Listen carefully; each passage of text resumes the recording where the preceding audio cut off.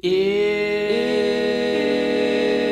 the Bible's got you tied in knots, if you're burdened with religious thoughts, come grab a drink and join the choir. It's Heretic Happy Hour. Oh man, you know what? I really, really love that theme song, and I don't think we talk about it enough, but that is one kick-ass theme song. Thank you, Barrett Johnson. And I'm Keith Giles, one of the co-hosts of the Heretic Happy Hour podcast, and I'm welcoming you to our episode today. And I'm the author of Jesus Unbound, Liberating the Word of God from the Bible, and a brand new book coming out next month called Jesus Unveiled, Forsaking Church as We Know It for Ecclesia as God Intended. Yes, it's about house church. And I'm joined by take a shot.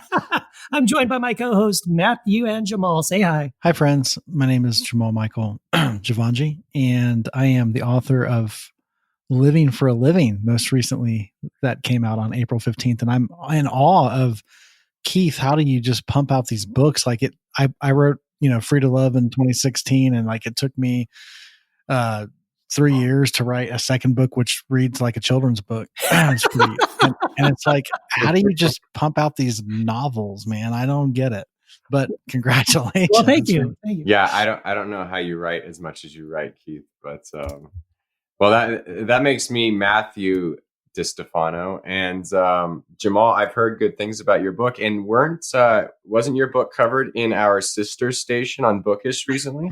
It was. And I was really blown away with that. Like they literally did an episode in which my book was one of the two books they discussed. I was just like blown away with that. I was so encouraged and excited and loved the discussion, because that's actually why I wrote it, so that it would provoke conversation, and that it did. It's fantastic. Yeah, that should be the goal, man. That should be the goal. Create conversations. That's what we're doing. Mm-hmm. Yes. Good stuff. Hey, so I probably should let everyone know that this episode of the Heretic Happy Hour podcast is sponsored by the Hope Center, a community resource center serving one of Alabama's poorest communities by providing a neighborhood market where neighbors can shop for food at no cost in an atmosphere of love and respect. Please visit their website at servealabama.org for more information and to make a generous contribution. Thank you. Yes. And I am excited to announce, and it is an announcement to some people because people still don't know. I think on the Facebook group, we still get comments from time to time that people are like, what, there's a hotline? And we do. I think most of those are sarcastic, buddy. I hope so. Seriously? But the ones about there being a podcast are not. So I don't know. I take people at their word, So I just, when I see those comments, I'm just like, wow, my work is never done. So let me say it again, guys. We have a hotline, and the number, by the way, it's free. You don't have to dial 1, and you don't need long distance, because like these days the cell phones will do it, and you can just dial the number. It's 240-343-7379 is the hotline number. You can text it. You can leave a voicemail. You can do all those things. It's fantastic. So we have a couple of texts that came into the hotline. So can we cue these up? Okay, this is from a listener. Quote, I've never had a crisis of faith until now. I've been through deconstructionism, fought my intellectual battles, followed Jesus, and tried to remain true to myself. But with the recent death of Rachel Held Evans, I've begun to doubt. No, I'm not mad at God because he, quote, took her, whatever that means. I'm appalled at the reaction from the evangelical community. I know evangelicals can be evil bastards, but I never realized they would feast upon the death of a wonderful woman and mother in the vulturistic way they have. So I guess my question is, what do we do now? How do we love an enemy that spits on the graves of our loved ones and gleefully floats at the thought of their eternal conscious torment? What would Rachel do? Sincerely, Colin Dorsey. Well, yeah, that's, I got to say, I agree with, first of all, completely heartbroken with the news about Rachel, but even doubly heartbroken to see very hateful reactions from people who are supposed to be our brothers and sisters in Christ, with almost no compassion for the fact that someone lost their mom, someone lost their wife, their daughter. It's just horrible response. And I guess the only thing I would say is, as hard as it is to do, we try to love people, and we even love people that are hateful, and love people who think they're right. They think they have God on their side in this kind of condemning spirit that they have. But I think the only way we can respond, really, to have any kind of a difference, to make any kind of a difference, and I think to really honor the kind of a person that Rachel Evans was, is to respond with compassion and love in the face of something like that. Yeah, I think that's how she would respond. That's not how I responded when I read like Pulpit and Pen's review. I don't know if you saw that, or their whatever blog entry announcing her death. It was awful. And I did a video on Patreon. I wasn't very loving. I think Rachel would be much more loving than I was. I was really, really pissed. But I think the important thing to remember, and anyone who is quote unquote deconstructed, is that the people in your faith tradition who may be hypocritical and unloving and clanging gongs and all that, that's not where our faith needs to be. Our faith is in God. Our faith is in love and compassion and empathy and all those things. And so it's been really important for me to remove actual faith with like my tradition and where they are pretty awful sometimes. So I think we can become very disillusioned if we look at Christianity as the representation of what God's like. Yes, for sure. And this is a really good. I'm so glad that this listener, Colin, that you texted this. I think it's a legitimate concern. I think what you're feeling is valid, and I think you're not alone in that. I think there's a lot of people that are feeling this as a result of her death. There's a lot of, I think Rachel's death has brought up a lot of things. There's several things that's brought up, and I think it's going to lead in even to our topic, but specifically about the responses of evangelicals. And okay, I hear what you're saying, and here's what I do think. It's an opportunity. First of all, this is actually an opportunity to, because this is a trigger. So whenever evangelicals typically respond in the way that, we've been on the side of that. So for example, this caller or this listener is basically stating like, man, I'm really struggling because evangelicals, like I know, I think his words were, I know evangelicals can be evil bastards. Well, I want to kind of zero in on that statement real quick, because I understand what you're saying there. And I understand where that's coming from, how that feels. I get it. Like I totally hear you, but I want to challenge you on that because I think that's where the suffering is coming from, is the perception. So I would push back on that. And I would say that evangelicals are not evil bastards. Because I don't know your background. I don't know the caller's or the listener's background, but I know I was an evangelical. I was very much a part of that community for a long time. And I can tell you, I was never an evil bastard. I was operating from a limited viewpoint. And you know what? There are people, I've seen it, and I'm sure some of us could relate. Like I remember hearing recently about, there was some evangelical leader that would, blame natural disasters on homosexuals. And Pat Robertson. Well, I don't know if it was Pat. He's one of them. Yeah. Yes. It was somebody, John Piper. but also their house was destroyed in a natural disaster not too long ago as well. And that kind of made some headlines. I can't remember who it was, but there was a lot of like, you just be honest. Like when you heard that, you go, yeah, it kind of is what you get though. It's kind of like that sense of like, you had that coming. Like you blame natural disasters on folks that don't believe or act like you, and you think God is retributive, and now your house got like how that's just irony. There's a part of us that kind of like relishes that, and I'm not saying it's healthy. I'm just saying that we should be able to relate to that. So you have to understand, Rachel Held Evans was challenging the perceptions, and even though I'm not excusing the behavior, I'm just saying that when you're in that camp, whenever somebody is just the thorn in your side, so to speak, causing you to question all these things, that whenever something looks like it's negative that we can paint as God's judgment, then, there's that it helps them feel better. Now, that's not healthy. It's obviously very hurtful, not excusing it. But I think the opportunity is to come back to this and say, how is this actually a mirror of me? Because that's really where we start to get honest and real. And that not to mean that we are evil bastards. I'm not saying that. But evangelicals, like, we should be able to relate, of all people, we should be able to relate to that mindset with understanding. first of all, we were never evil bastards as evangelicals. We were sincere people that were believing that we believed these fear-based ideas about how the divine works and how justice and works and all these kinds of things. And so they are literally, and some of them are very concerned that, my gosh, look what happened to her, and we want to like rescue people from this judgment that God is bringing. That comes from a sincere place. It's very hurtful. It's misguided. But we need to understand, like, we've been there, and sometimes we still operate in that.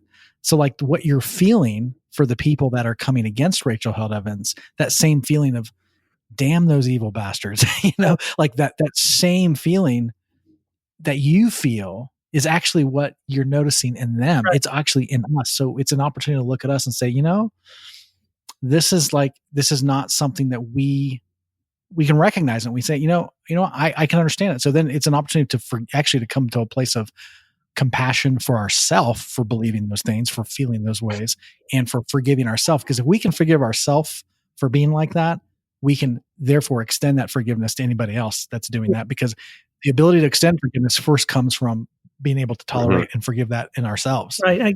So good. And that as you were saying that, Jamal, my thing was, I think, I think we can only consistently react this way to the way evangelicals have responded to Rachel Held Evans dying. If, let's say, 6 months to a year or so from now, when we find out that John Piper has died, or that Pat Robertson has died, or Jerry Falwell Jr., or maybe, pick someone that we think is particularly, like, right now, they're alive and we find it very difficult to tolerate them. So when they die, how are we going to respond? Are we going to show grace? Are we going to be sensitive the way that we wish that these people were being sensitive towards Rachel? Like, that really is, and you, great point, Jamal. That's very true. Yeah, good stuff. Don't we have we got one more text? We do. We have another one, and this one is actually, we had a promo. It was actually Zondervan has actually come out with a new Bible, and so we had a contest in which people would send in through either voicemail or text, like some funny Bible stories. So we actually have a winner. There's the winning text. All right. Yeah. So this is I'll read it.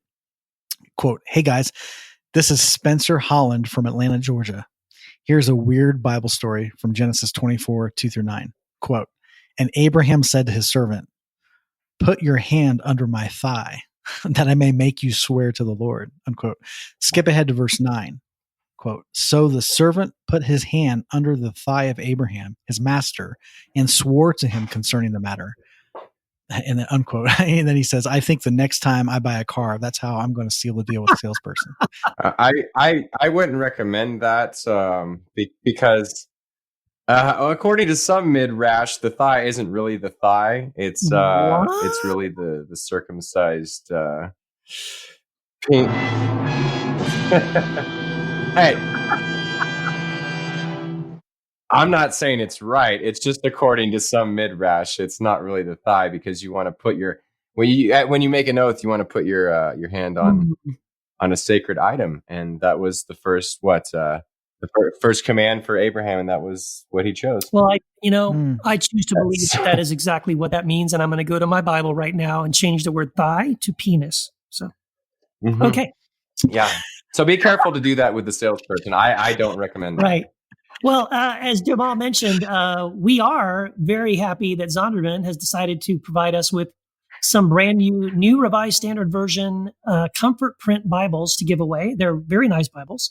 And so if you want to see the full lineup of them, you can go to see their new comfort print, new Revised Standard Version Bibles. You can go to nrsv.net.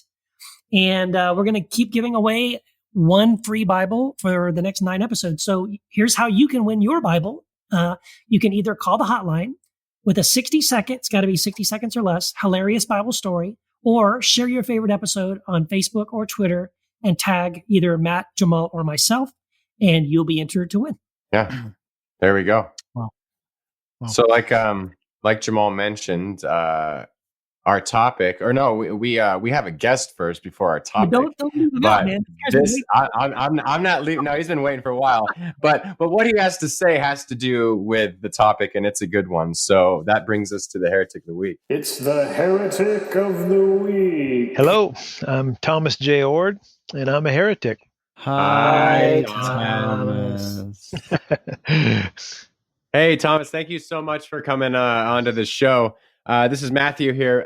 Our first question we like to ask people when they first jump on with us is, why do some people consider you a heretic? Of course, assuming that some may do that. Believe me, I've been called a heretic many, many times and for many different reasons. So let me count the ways.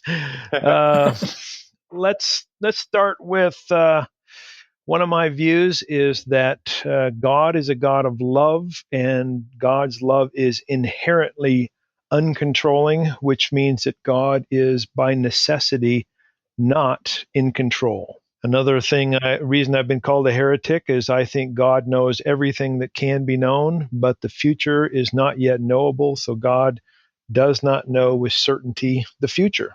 I've been called a heretic because I think God creates through an evolutionary process, and the universe is billions of years old. Yeah, I know. That's not too strange. I've been called a heretic because I think God is present and active in religious traditions outside of my own, which is a Christian tradition. I've been called a heretic because I think there are errors in Scripture. I've been called a heretic. Well, I could just keep going and going. That's probably enough for us to talk right there. Yeah, we probably have enough just to chew on right Yeah, you're my kind of guy. That's right. Well, one that stuck out to me is God's not in control. Can you maybe expand on that a little bit? Sure. It's something I kind of started thinking about when actually I was probably in high school. And like a lot of people who believe in free will, I was thinking, well, maybe God chooses not to control things all the time and allows people to use the free will that they've been given. And that might help to explain, some of the evils in the world. But I never quite went so far as to say that God can't control us. I kind of thought God chooses not to be controlling. Well, at least most of the time. Maybe God controls to do a miracle here or there, or that kind of thing. But generally speaking, I thought maybe God was not controlling free will creatures. But I began to realize that in and of itself doesn't give us a good explanation for why a loving God would not prevent the genuine evils of the world. And those evils come not only when people use their free will wrongly, but also, because of cancer or, birth defects or hurricanes, etc. And just saying God allows us to use our freedom gives the impression that God could control us if God wanted to. And I finally came to the place in my life where I thought it made a lot more sense overall to say that God simply can't control creatures. And when you say he can't, you mean he can't because it's not who he is, right? It's part of his nature. That's right. So that's sort of the position I eventually came to. And it's kind of a sophisticated one, but it basically says this. God's love is necessarily self-giving and others empowering, not only to complex creatures like humans, but even to the smallest entities of reality. I don't think the smallest entities have free will. They have some sort of agency or spontaneity, but the more complex a creature becomes, the more possibilities for freedom they have. And because this love comes first in God's nature, God simply can't not love. God must love. God loves necessarily. And that means that God is necessarily uncontrolling. I love that. Well, Thomas, this is Jamal here. It's great to have you on the podcast. And I had a question for you. Just if you could just maybe give us a little bit of your background spiritually. Like what was your spiritual background like? And how did this process of deconstructing, maybe more traditional Christian beliefs, How did that begin for you? Yeah, I feel like I was fairly fortunate in terms of my upbringing. Both my parents were Christians and had a fairly positive witness. I grew up in a little Church of the Nazarene congregation in a place called Othello, Washington. And the church community was a central part of my life. I made commitments to be a Christian often when I was a kid, and sort of the major one was when I was in high school. I was a person who was really passionate about my faith. By the time I got in college, I was doing a lot of door to door witnessing. I was a part of Campus Crusade for Christ. I was one of those people who annoys you on planes, by bringing up Jesus. But then near the end of my college career, I had a crisis of faith. Reading some books by atheists and agnostics and people of other religious traditions, the reasons I had for believing in God no longer make sense. And so I, out of intellectual honesty, chose atheism. I wasn't atheist for very long, but I eventually came to believe that it's more plausible than not that God exists. And really at the center of that were my searches for meaning and purpose and the issues of love. I had this deep, deep intuition that love mattered most and I should live a life of love. And in order to make the most sense out of that, it made sense to me that there was a being whom we call God, who is the source of love. So good. That's beautiful. Yeah, we must be kindred spirits because our our stories sound so similar. Where it's like, Really? I was just to the place during a part of my journey where it's that intellectual honesty where it's like I don't necessarily want to conclude atheism, but if I'm honest, that just seems, at least at the time where I was, that seems the most plausible until you have this intuition that's there's something more than that. And maybe it's not the theology I had, but realizing, coming to a place where you realize your theology is not God, so it's then intellectually honest to chuck out God because you had shitty theology. Right. Yeah, some people become atheists because they're mad at religion. Maybe they've been hurt in some way, and I understand that, but that wasn't me at all. And some people come back to religion because maybe they're scared. That wasn't me either. I was just trying to make the most sense out of my life and life in general. And to me then and to me now, something about a God hypothesis makes the most sense. And it's more than just sort of a hypothesis. I mean, that's what I've given my whole life to. Well, Thomas, a question I had for you is, just, I know you mentioned that you began to draw from other sources other than your own Christian tradition. If I could ask you, what are some of the other faith traditions that you've been able to, you feel like have really benefited you on your journey in discovering the nature of the divine? Like what has really jumped at you from sources or faith traditions outside of Christianity? Well, I would probably point to two. One is a faith tradition and one is not. The Buddhist tradition has been helpful for me to think about a life of compassion, a life of intentional, purposeful thinking and living. The idea that we're interconnected not only to others, but to all of reality. Those kinds of things made a whole lot of sense to me. And I found some resonance within some portions of the Christian tradition. So it wasn't like, an absolutely way out there kind of a view. But Buddhism helped me in that way. But really, it wasn't another faith tradition as much as realizing, or maybe better to say it, believing that God was present and active in culture, general popular culture, as well as cultures around the world. And the notion that I could listen to my favorite rock and roll station and find tidbits, nuggets of truth that weren't explicitly, mentioning Jesus or coming from a Christian faith tradition, but told me truths about reality. I started thinking to myself, I can learn to be wise, loving, and good from sources other than the Bible. Oh, I love that. I absolutely love that. Well, that would really scare some people, wouldn't it?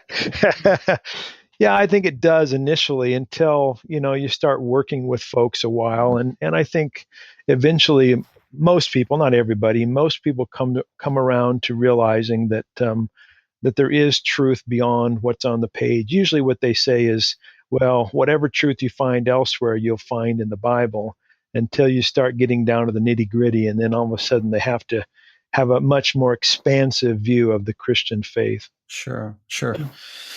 Yeah, and I think you touched on this a little bit before, but when you said that you came to understand that God must be the source of love, and that love is really the primary reason for existence. How do you understand love? Like if somebody came to you and said, "Well, Thomas, what is love? How do you understand love?" What would you say to that? Well, I actually wrote a book on the subject, so I have thought about it a little bit. To give you the technical definition, I define love as acting intentionally in response to God and others to promote overall well-being. So I think the purpose of love is this idea of promoting well-being, and I include overall to not only to talk about my own personal well-being, but also the well-being of strangers and aliens, even enemies, and to bring in the aspects of justice. I think justice asks the questions about the common good. But there's also a strongly relational component to my definition. That's why I say in response to God and others. It's not just God, but it's also others in my world, both human and non-human. And then that love is a real intentional decision. I think there's an element of freedom in it myself, but it's not accidental. If someone does something good accidentally, I don't say, well, that was a real loving act. I think they have to have some sort of purposeful decision, even if it's just, brief or fairly unreflective. There has to be some purposiveness to be called an act of love. Oh, that's beautiful. Well, Thomas, I wanted to ask you, in your journey of deconstructing evangelical traditional thinking to where you are now, how has your view on prayer evolved or changed? Yeah, I'm always evolving when it comes to prayer, but one of the things that helps me a lot is thinking that God does not have the future already settled. Some people will hear me say that God knows everything that can be known, but the future can't be known by God because it's not yet been determined or not yet been settled. And they think that actually undermines prayer because, somehow God doesn't know what's going to happen. But I actually think it makes prayer much more valuable because if the future hasn't been set yet, then what I do, including my prayers, might actually make a difference in how God acts, what the future becomes. And so there's more motivation for me actually to pray, believing that the future is open and that God hasn't somehow predetermined it. Others are worried that prayer doesn't make any sense if it's true, as I suggest, that God can't control others. But when you start to think about what our prayers, what we expect out of prayers, I think we end up believing that it's not that big a deal after all. I mean, think about, suppose you've got an uncle who's not a Christian, and you really think that his life would be better had he start living a life of love like Jesus does. You're not probably going to pray, God, force Uncle Joe to become a Christian, because you're going to think that, God's not going to force people to live a life of love. That's something they must choose to do. God's going to call them to it, empower them, lure them, persuade them, etc., but not force them. And if we take that general principle and apply it to the rest of life, we begin to see that if God's way is truly the way of love, then our prayers are our prayers open up new opportunities or possibilities for God to act that may not have been there had we not prayed. That's profound. Yeah, I I wanted to ask you something along those lines concerning prayer. We had Mark Karras on the program as our Heretic of the Week, and he wrote a book called Divine Echoes, which I think is very kind of treading some of the same path that you are treading in your book. And so here's my question. What about, and maybe I'm just not understanding you, because I'm tracking with everything you're saying. I am in agreement with everything you're saying. But personally, what I bump up against is, okay, if God isn't controlling, and if I pray God isn't going to make stuff happen, then what do I do with miracles? Like, because in my own personal life, I have seen some pretty amazing physical healings. I've experienced some pretty amazing miracles in my life, personally, as well as people close to me. And so I just don't know, what do I do with that? If God really doesn't, it's not that he sometimes does, or sometimes chooses and sometimes doesn't choose. What you're saying is he just doesn't and really can't. What would you do? How do you respond to the question of miracles? Yeah, I'll give you a quick answer, but before I give you that answer, in one of my most recent books called The Uncontrolling Love of God, I finished the book out with a whole chapter devoted to that very question, the question of miracles. And so what I'm going to say here is a really brief synopsis. If you want more details, I really recommend that chapter.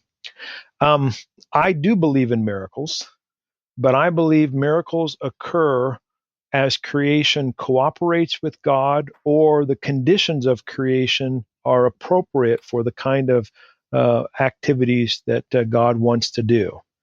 So that means that every miracle that we've seen in the world had to involve some kind of cooperation, whether that be our own, free will choices, or the entities of our bodies, or other aspects of creation, or the conditions had to be right.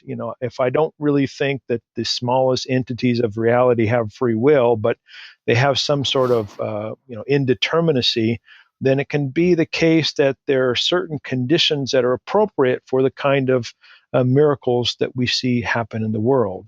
This also helps explain why there are far more healing miracles than there are mountains moving or something like that. The more agency we have, the more agency involved in the entities of one's body or the organisms and the people, the higher possibilities of miracles occurring. But the upside, or one of the many upsides to this view, is it overcomes what I call the problem of selective miracles. I mean, I don't know about you guys, but my prayer for healing success rate really sucks. Yeah, mine too. I mean, that's the next question. Yeah. Yeah. So, when someone gets healed, you ask 10 other people want to know, well, why weren't I healed? Yeah. And the nice thing about my explanation is it says that the reason people aren't healed aren't because they didn't have enough faith, or at least it's very unlikely that's the case. Right. It's often the case that one's body is not cooperating, or the entities or organisms or agents in one's body aren't cooperating, or the conditions aren't right for that kind of healing. And therefore, we can get God off the culpability hook, because God's always doing the utmost possible in every situation to heal to the greatest extent possible. But sometimes there's not cooperation on whatever level of existence. Yeah, I really love what you're saying there. I recently heard a chiropractor talking about this very thing, and basically, Really? there was a person who had lost their hearing, almost like it had been with 20 years since they had hearing, and it's just kind of randomly stumbled, into a chiropractor and had an alignment, and when that alignment was done, his hearing came back, and Cool. And there's so many stories of like just. Because I feel like sometimes, based on a lot of theology, I think a lot of Christian theology is human beings are inherently bad. They have a problem. And so disease and sickness and dysfunction tends to be, and this isn't conscious, but it's almost like this idea that that's actually normal.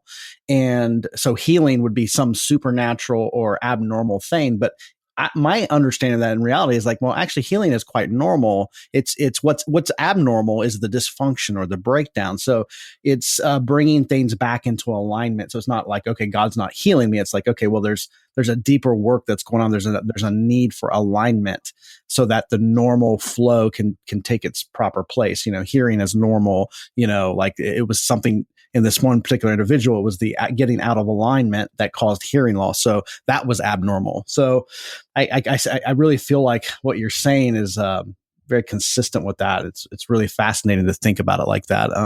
But I wanted to ask. Yeah, I like that. Yeah. I wanted to ask you. Specifically about this, like what you hope folks who read your work and what you hope to get across to the folks who are impacted by your ministry and your work, and what are you excited about moving forward? If that makes sense.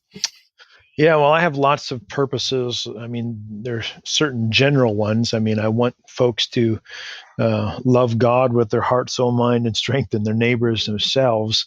But oftentimes, my specific actions to help in that are aimed at helping people overcome intellectual obstacles and seeing that happen. And so, they want to believe, they want to do good, they want to understand, but there are certain ways of thinking that block them from having the kind of intellectual honesty that we talked about earlier. And so a lot of my writing and my speaking aims at trying to overcome those obstacles so that people can think more clearly and consistently, think biblically, think in the ways of love. And that takes lots of forms. I mentioned I do a lot of speaking and writing. The current book I'm writing presents what I think are the 5 main beliefs we need to understand to make sense of evil in the world. In fact, I'll even go so far as to say, solve the problem of evil. Hey now. And yeah, I know. None of this, I'm just going to give a defense for why you can be a Christian and there be evil in the world. I actually want to give a solution to it.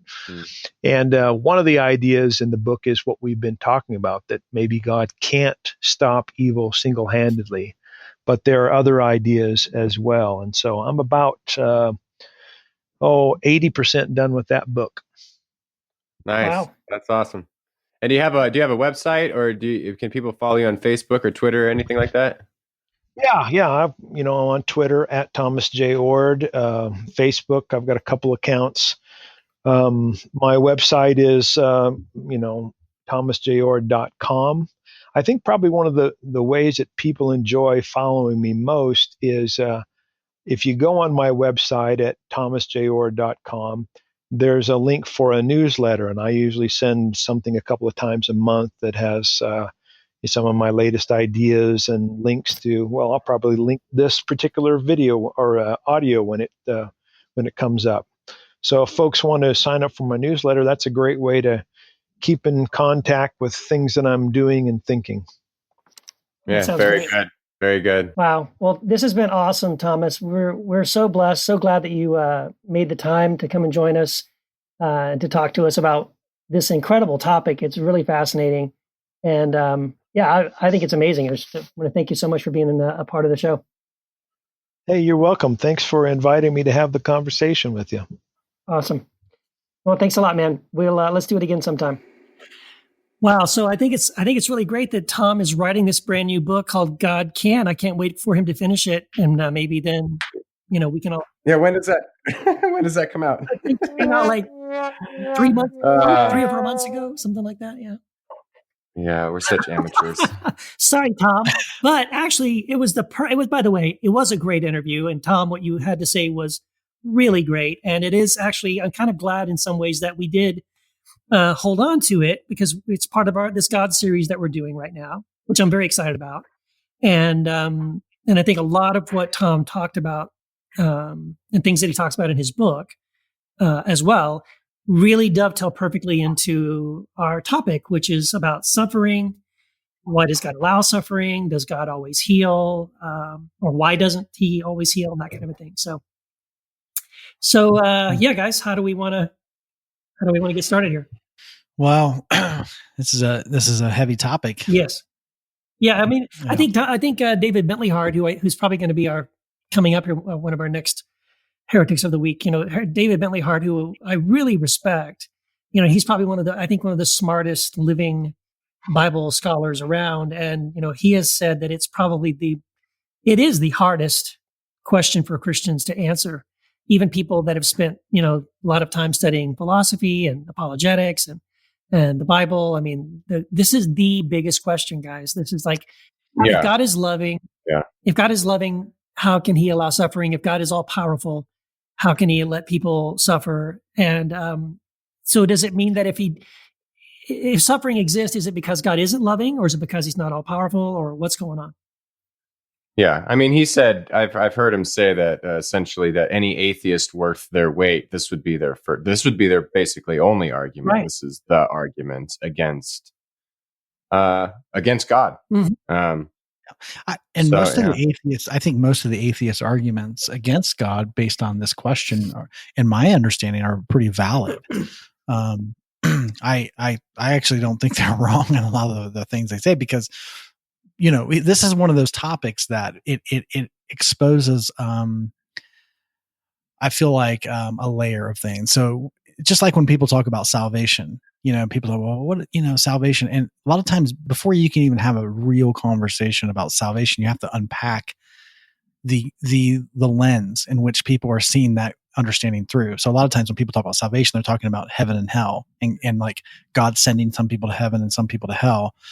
And that's salvation means you don't go to hell. And that's actually not what the word means at all. And that's not even how it's used. And so like, you have to like unpack it. So I feel like healing is the same way. So like when we talk about healing, we have this picture of God in the sky pulling strings, because he's all powerful, and it's always a he, and it's a man in the sky, and he's pulling strings to do something that nobody else can do. And that's what we mean by healing. And I just that's not my understanding of healing anymore. It used to be. I mean, it used to be that, where this benevolent God somewhere just reaches down and does something. That's not entirely accurate in my opinion. So I think that the conversation that's deism, right? No, I don't know, because my understanding of deism is that deism is this removed deity that really kind of just lets created the universe and then set it in order and set it on its motion, and then he just sits back and watches and is not involved. And I'm not advocating for that at all. Sure. I think the divine is very much involved in every moment. I just don't think that there's a God that exists that's in the sky somewhere that pulls some levers to heal people. I don't think that's how it works. Well, I think that's really what the conversation kind of ends up getting down to. I don't know if you guys have read Tom's book, God Can't, or not. I did read it, and Wendy and I read it, and we've had conversations about it. And frankly, I have personally held back from blogging about my thoughts or even doing any videos about my thoughts about the book, mostly because I do love Tom. He lives here locally in Boise, and he and I have had lunch together a couple of times, and I love the guy. I think he's awesome. So I don't want to. I really not wanted to sort of come out publicly and say something negative about him or the book. And certainly I would never say anything negative about him. But I personally struggle with some of the ideas in the book, and by that I mean I love everything he just said on the interview, and I love the idea. I think if the arguments are either, the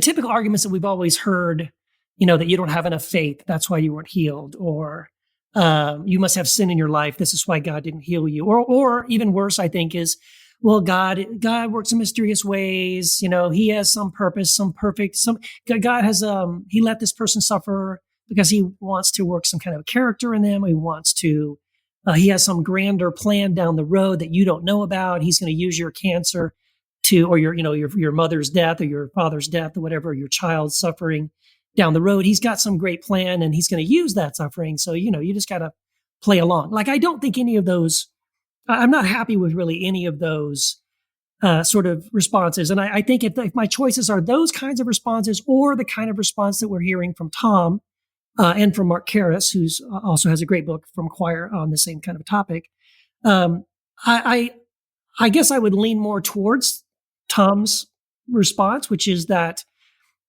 quite often God, if God is a God of love, that love isn't controlling, and in this sense, because God is love.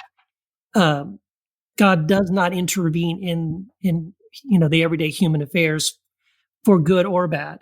But I'll be honest, I struggle with that because, and this is really the bottom line for me.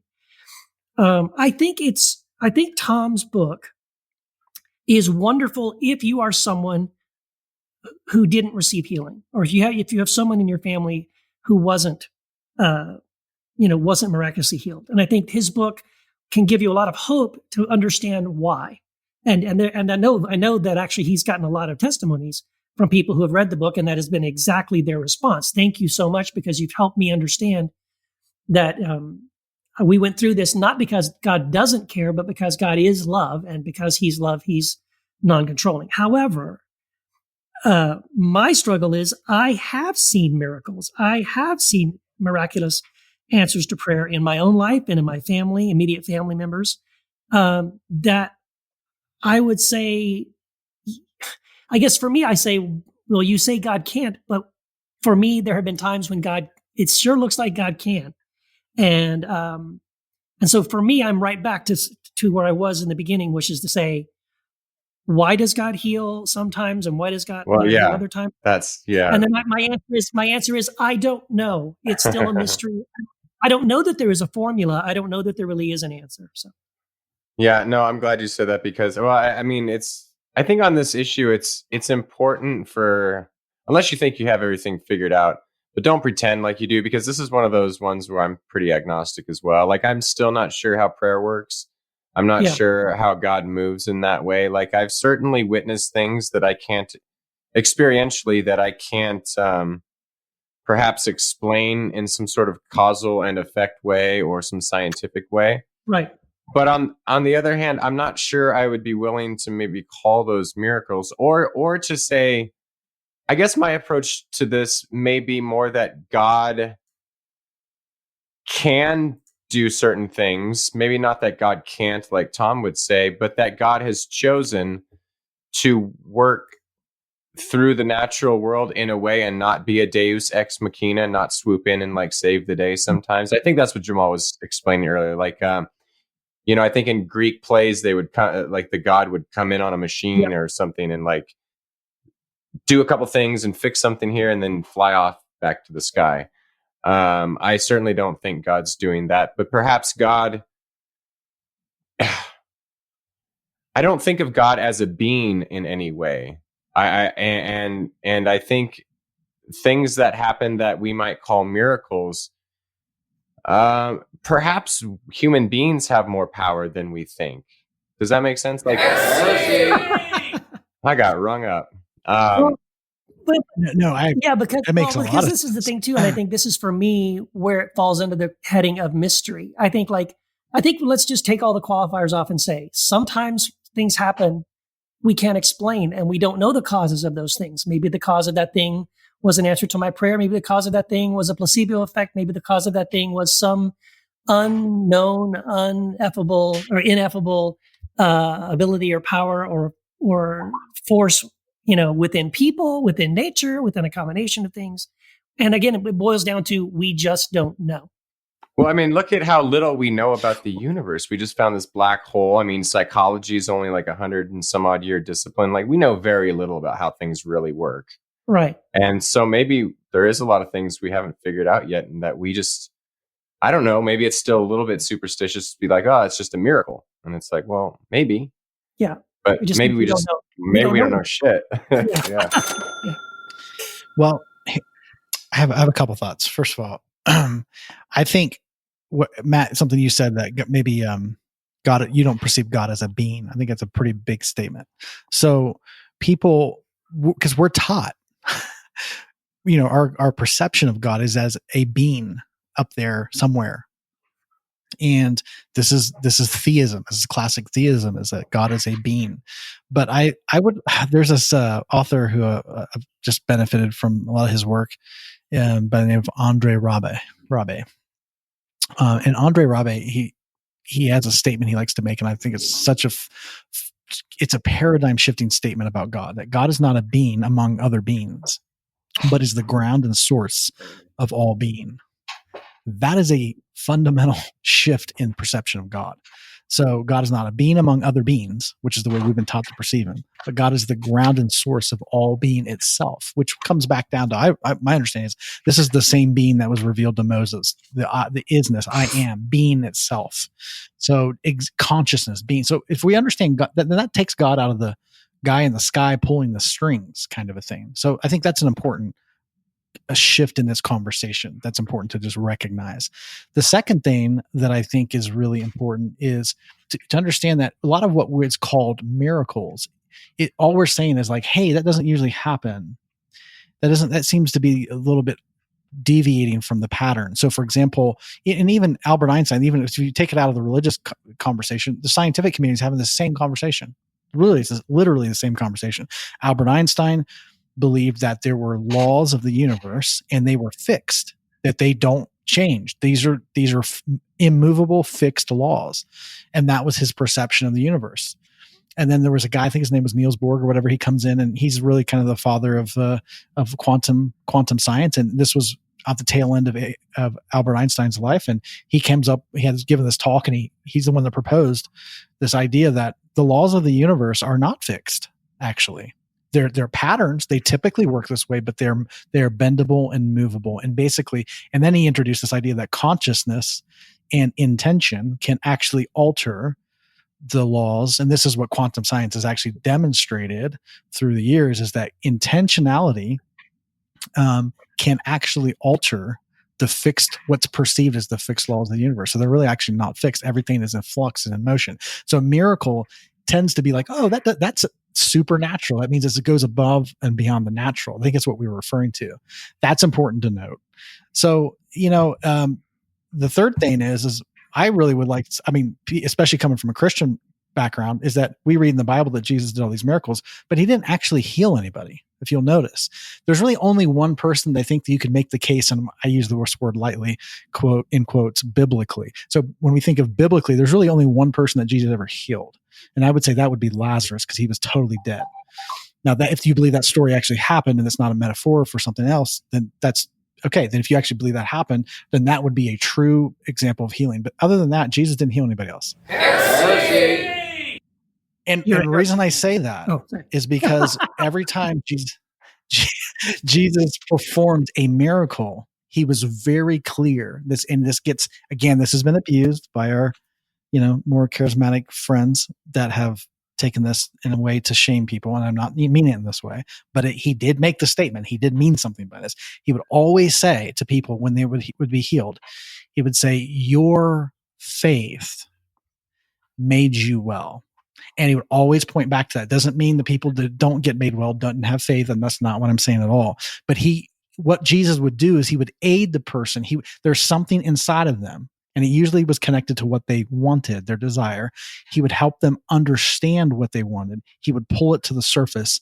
Then they would experience the change in the natural laws. It would be the thing that would seem to be fixed was no longer fixed. It meant supernatural occurrences happened. And then he said, "Oh, by the way, you did that. It was your faith." Because they wanted to praise him. Many times they thanked him. They started to praise him. They said, this man, he would say, "Your faith made you well." So we can't miss that point. So I honestly believe that it's people that heal. What we're looking to the man in the sky to do, we actually are the ones that do it. Now, I believe the work of God is to actually empower us to do that through our own, through reaching into internally to do that. And I think it's what Jesus did. But I think there's a lot of folklore out there that thinks that God did these things. Yeah, God does it, but where is God? He's incarnate in all of us in the creation. So God's not separate from the creation. So I believe God's working all the time, but it's not, we're waiting for God to do something that God's like, well, but that's you. It's not. It's like Mother Teresa saying, she prayed, she saw the suffering in India. She was like, "God, what are you going to do?" And he's like, "What are you going to do?" It's the same question. It's a mirror. Everything's a mirror. Yeah. Whatever you're putting on God, it comes right back to you. Like you are. So I just wanted to reflect back on a couple of things that you said. Like I personally, I don't agree with what you're saying, Jamal, in the sense that I don't think, and I think if anyone wants to check go through the Gospels and look at the healings that Jesus did, he does. It's not every single time he heals that he says, "Hey, it wasn't me. Your faith has healed you." He does say it a couple of times, maybe 2 or 3 times. He does say to someone, "Your faith has made you well," but not every time. And there's also situations where he casts out demons where only he could do that. He had to cast them out. They didn't come out willingly, and certainly the person wasn't even sometimes even able to speak or communicate with Jesus about what was going on. And then again, but that's a whole nother episode about demons and things like that. Oh yeah. But I want to say, if I could pull it back around a little bit, I want to go back to what we were saying about God not being like, Matt, you said you didn't believe God was a being, and then we were talking a little bit about, and I think the way Andre Robbie describes it and what Jamal's quote, it feels like that's more about saying, and this would be nothing new, by the way, for people listening to the podcast, but I just want to clarify that what we're talking about in that kind of an idea would be panentheism, right? This is the idea that God is sort of in everyone, everything. Mm-hmm. Right. Yeah, it's not pantheism in the sense, but it's been defined as panentheism. This is what Richard Rohr, this is nothing new. I mean, the folks have been saying this. This is more Franciscan. This is, guys, what Richard Rohr talks about in. But I think there are nuances of that concept, because I don't know for sure. I mean, maybe I'm wrong, and you guys probably know Richard Rohr much better than I do. But I think the way Richard Rohr describes it isn't quite as far as maybe Andre Rabe takes it. But at any rate, like for example, I do feel like, so when I hear you guys say that you don't think God is a being, like I guess maybe I'm still back in this other mindset. I do think of God as being a being. Like I can talk to God, I can address God, but at the same time, I do believe that God is in me, and that I am the incarnation of Christ today in the world today, along with the whole idea of God being in everyone, or Christ being, we're all in Christ, Christ is in us. Like so, but I don't think those things don't cancel each other out. Mm-hmm. I don't think it's either that God is in everyone, or that God is a being who is a separate sort of entity, being consciousness that we can communicate with and tap into and all that. And so I think for me, there's sort of both. I got a great quote from David Bentley Hart. Oh, go for it. One of our future guests. It's from The Experience of God Being Consciousness Bliss, and he takes, that's his sort of loose translation of the Hindu concept of Sat Chit Ananda. That's the definition of God. Watch your mouth, buddy. Watch your mouth. Am I going to get rung up for that one? Say it again. Sat Chit Ananda. There you go. Thanks, Ralph. You're on your game. You're on your game today, my friend. So here's David Bentley Hart's quote. Whether or not the question of God can be answered satisfactorily, however, or even formulated satisfactorily, these reflections should at least make it clear once again that it is entirely different in kind from any merely local or psychological or cultic question regarding, quote, gods or, quote, a god. The gods are unfolded within nature and enter human thought as the most exalted expressions of its power. They emerge from the magnificent energy of the physical order. God, however, and that's capital G, is first glimpsed within nature's still greater powerlessness, its transitoriness and contingency and explanatory power. He is known or imagined or hoped for as that reality that lies beyond the awful shadow of potential nothingness that falls across all finite beings, the gods included. And then he goes on and he ends with this. The gods could not exist apart from nature. Nature could not exist apart from God. Mm. So, yeah, that's kind of, it's like, it's not a being, but it's beingness as such. Yes. The reason that beings exist in the first place, why there's something rather than nothing, So can I ask the question then under that, just to make sure I'm understanding then, like, is then God something that you could have a conversation with, have a connection with, in the sense of like with another human being or with another consciousness? Can you interact with God as I would say as another being? Well, I would say, but being isn't the only, it's one of the other concepts of God or transcendentals of God would be consciousness. So right. we don't have our own consciousnesses. we're Oh, all our tapped into the one consciousness, and it's this subjective conduit of this one consciousness. So for me, it goes back, going back to suffering. I'm not sure God can do anything in terms of like, that's two for one episode. Damn. Well, You didn't let me finish the thought, but God cannot. Jamal, I'm gonna let you go. I'm just gonna shut up now. No, Matt, finish. No, I don't. No, I'm just playing. I kind of lost my train of thought now. No, God cannot just like step into the world to do that, because God is.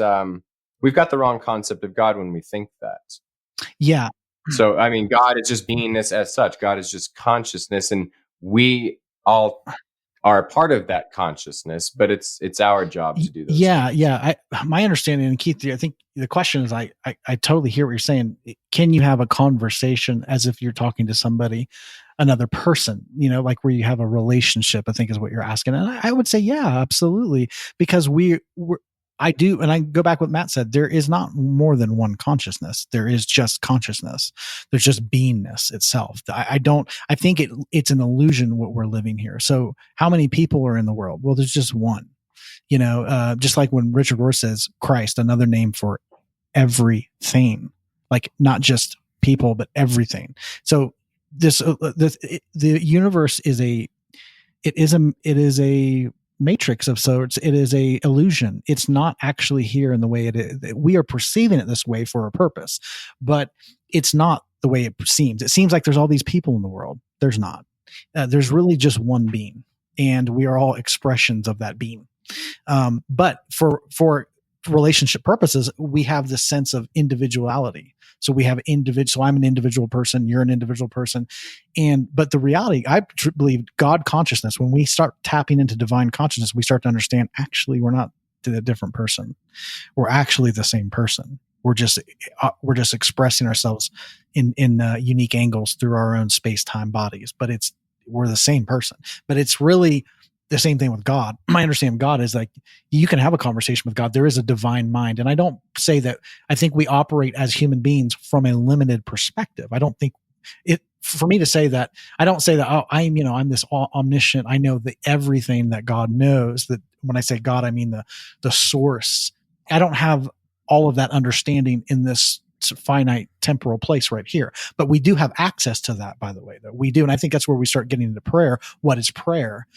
To me, prayer is when we have access to the divine imagination, and then we begin to take hold of that into our own body, feel it, imagine it, and then prayer that comes from that place is very effective. Most prayer doesn't come from that place, in my opinion. Most prayer, and this is probably a whole different episode. Most prayer comes from the place of fear, asking God to fix a problem. We're afraid something, and that's just not. That's not going to be effective, because that's not the divine imagination. So, but again, coming back to this whole thing, suffering, all of these things that exist, I just think that there's intentionality. Again, if you look at an acorn, if you look at a sperm and an egg, there's an intention for those things. That intention is that sperm and egg will unite, form cells, become a body. There's an intention behind an acorn, that the acorn gets planted, it becomes an oak tree. Like, nobody had to teach the acorn this. No one had to teach that. There was a divine intention orchestrating that. When it comes to healing, go back to our topic. Is there a divine intention for healing? I believe the answer is yes. I think healing is the divine intention for everybody and everything. Just because our bodies naturally heal. Like, you get a cut, it heals itself. There's an intention behind it. Now, there are things that get in the way of that I think the divine mind is to bring healing to this, to remove the obstacles so that healing can be what takes place. And a lot of times what gets in the way of that is perception. And just one story, and I'll be done here, but one story that illustrates this so perfectly is because I'm a life coach and I work with people. I had a client she had come to me for a long time, and very religious background. And she was angry. She was, first of all, very sick, had lots of health issues, and they were mysterious. Doctors could not. She's been to doctor after doctor after doctor. I mean, she had devastating things going on, and nobody had a response for her. And she was angry at God. She was like, I've prayed. My faith is my bedrock. I've prayed. I've asked God for healing, and God will not heal me. And I don't understand. And I did nothing but give my life to God and serve God. And I'm just, and she would say these things. And then she would talk about, but I can't wait for my new body in heaven. And I know that this is not my home here. And I can't wait till God rescues me from this life of suffering. And I know I'm supposed to learn something here. All these things. And I would literally be astounded sometimes just in my own mind, because I would say, wow, she's mad at God because God won't answer her prayer. But I actually believe God is actually answering her prayer. But she was waiting for God to miraculously heal her, like just out of the sky somewhere. Just take away the disease, take away this thing. And in my understanding of it was, her disease, her sickness, all the stuff that was coming is because of her mindset, her perceptions of the world, her perceptions of God, her perceptions of herself was poisoning her. And she literally, I remember one day we were doing some work on this thought process, and this woman had mouth pain, tremendous pain in her mouth for like 15 years. She's literally riddled with taking painkillers to like get rid of this pain. And we were doing this work on, I had this self-perception. We had this shift, we had this breakthrough, and she didn't even connect it. Next week I talked to her. She goes, wow, I had a really great week. First time in 15 years I had no mouth pain. And I was like, well, whoa, stop. And then she just went on. And she just then skipped over that and went on to her problems, started talking about her problems again. I was like, stop. I was like, wait, did you just say for the first time in 15 years you had no mouth pain? Are you kidding me? She's like, yeah. I was like, is that not a big deal to you? Just like went on back to her misery. And I'm like, no, it's a big deal. I was like, why do you think that happened? Well, I don't know. I mean, and she didn't. And I was like, wait, could this have something to do with your shift in thinking? And it was like news to her. She didn't even consider that. And I'm like, it was just, and again, this is a challenge. So my challenge is to go, you did this. Now, did God answer her prayer for healing? I believe so. But it comes through a shift in perception, because the healing, the power of the intention to heal her body was already in her body. There was just something getting in the way of it. And in my understanding, it's false beliefs that were getting in the way of her moving into life. So that's just a perception. I think people get hung up on this thing of a lot of like, why doesn't God heal? I actually believe God, like the intention is already there. Healing is normal. It's what gets in the way of it. A lot of times there's a conversation that needs to happen. So whenever something happens to me, if I get sick, again, this is not the whole charismatic, what am I doing wrong? God's mad at me. I think it's the wrong question to ask. Is I always look back and go, okay, what do I need in this moment? What's trying to be communicated to me in this moment? And I sit back, and a lot of times it's things that, it's rest. There's something that I need to take acknowledgement. Right. But I mean, we also have to say there are some factors that are out of our control. So in other words, there could be some things that are in my control, like you're saying, my attitude, my thought processes, what my lack of forgiveness, my anxiety, my fears, things I'm holding on to, bitterness and anger. I agree. All those things can be within my control. And if I change something, adjust something, then something can flow in my life. But for a lot of people, there's things going on that are maybe getting in the way, but they're not things we can control.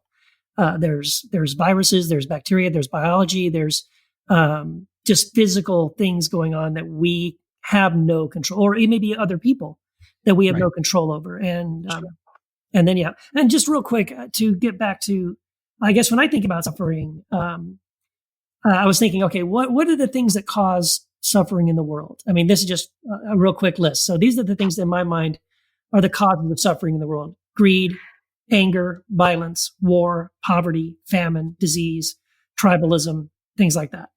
And if I look at that list of things, and I think legitimately these are the major causes of suffering in the world today, those are things that, quite frankly, we maybe not me individually, but we as a people, we do have control over a lot of those things. In other words, so we could make a decision as a people, as a culture, as a society, that we are tired of war. We're tired of poverty. We're tired of violence. We're tired of tribalism and these kinds of things. And we could do something about it. In other words, rather than saying, why doesn't God fix this? We could say, well, what is causing this suffering in this particular case? And maybe in this particular case, this is something that we as a culture and as a society, we could change it. And maybe what we need to do is to begin working towards helping get more people on the side of, hey, let's end this. Let's stop this. Let's change this. Sure. And those are the things that give me hope for the future, that I would love to reach a point that, people do decide that they're tired of those things and they're ready to. Well, that's the root of suffering. Yes. So pain. I always tell people pain is inevitable. I mean, we're going to experience, because life's about change. Things, pain is going to happen, but suffering to me is not inevitable. I honestly believe that God's work in the world. Okay, there's a scripture in my trigger. Some people, it says, for this reason, the Son of God came to destroy the works of the devil. Now, okay, I don't want to get into the whole conversation about what the devil is, but we can agree that the whole point is accusation. Lies, basically, is what we mean by the Satan. So this whole idea is, this concept of suffering, like we literally can, it is all the things that people are crying out, asking God to alleviate: wars, famine, hunger, all these things. These are totally fixable by human behavior, by human choice. But again, that's not going to happen as a society because what is a society? It's a collection of individual people that have consciousness. So unless there's an elevation in so the lowest form of consciousness is victim consciousness, which is the belief that there ain't shit I can do. That's a victim consciousness. And that's the lowest form. And I honestly believe that you don't really get out of that until you have an elevation of consciousness, and understand that we are not victims. Like, we actually have power and ability. And this is, to me, the work of Jesus. Everything I see Jesus do is to elevate our consciousness. We are the light of the world. We are the salt of the earth. This is who we are. Like we are literally the image and likeness of the divine in this space and time. There is no other God out there. And I think once we start to realize this, we start to realize, wow, we are the ones we've been waiting for. Romans 8, the creation is crying out for not a Messiah, one man, but for the children of the divine, which is all of us. This is what is needed. So where God is, like, where are we? Yeah. Same place. Yeah. Yeah. I love that Romans 8, Pat. Like, the whole of creation cries out, right? And that's maybe a part of why suffering is also part of why I'm a universalist, just to be honest. Like, God's always in the business of healing, and I obviously not everyone in this world is healed all the time. People die tragically. But I think in the end, God is in the business of healing, and God will get God's way. So that helps me with it. But this has been a really, really fun episode, guys. And I don't know about you, but I'm not quite confident that we completely solved the suffering problem. No. But we would like to invite people to join us on our Facebook group if you have insights into this, because the conversation we can have over there can only extend this, and no one's going to solve this problem in one episode. So that's what our Facebook group is for. And we encourage listeners to come over to the Facebook group, which is associated with the podcast. Just search Heretic Happy Hour in the search bar there and join us. And we also have a website, heretichappyhour.com. That's kind of our landing page for all things Heretic Happy Hour. And just a real quick shout out to our Patreon supporters that help keep the show going. We had a couple people sign up, so big shout out to them: Francis Chester, Patty Beverlin, and Mark Bieg. I'm sorry if I'm fucking your name up, so apologies. But thank you so much to our Patreon supporters. If you want to sign up, go to patreon.com/Heretic Happy Hour. Yeah, and real quick, I wanted to let you guys know I'm going to be doing these events called United We Stand events around the country. I'm doing one in a couple of weeks here coming up May 19th in El Paso, Texas. And also I'm doing one next month at Sarah Heath's church in Costa Mesa on June 22nd. And if you would like to book one of these events in your church or hometown, or you want to just find out more about it, you can go to a little landing page we set up for this. It's called faithandpolitics.us. And I'd love to see you guys out there on the road. That's awesome. And also, one last thing: rate us on iTunes, guys. It goes a long way. If you rate us, write a review there. There's some cool, funny reviews there. But give us 5 stars if you like us. If you don't like us, then don't rate us. But if you do like us and you haven't been to iTunes, or give us 1 star. Yeah, that's true. Yeah, just go to iTunes and rate us and review us. It means a lot. Thanks.